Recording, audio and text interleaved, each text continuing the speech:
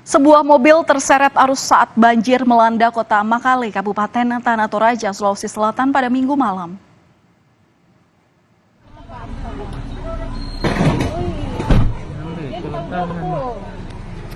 Yang dilingkari merah ini merupakan mobil yang berwarna hitam dan terseret arus banjir.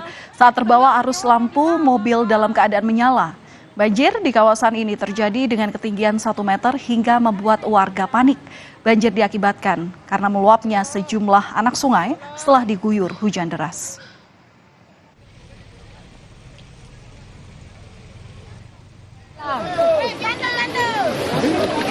Banjir juga mengakibatkan sejumlah rumah warga terendam. Tim SAR Gabungan Basarnas, BPBD, TNI, dan Polres Tanah Toraja, Sulawesi Selatan pada Minggu malam mengevakuasi 4 orang korban banjir. Setelah dievakuasi ke tempat yang lebih aman, korban kemudian dilarikan ke rumah sakit terdekat untuk mendapat pertolongan medis. Hujan lebat dan derasnya air serta kondisi gelap di tengah permukiman warga membuat proses evakuasi harus dilakukan ekstra hati-hati.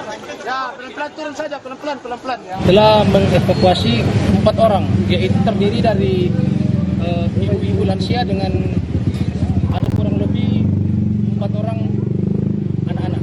Untuk korban yang kami temukan dalam keadaan pingsan, langsung kami arahkan ke ambulans dan akan dibawa dirawat ke rumah sakit.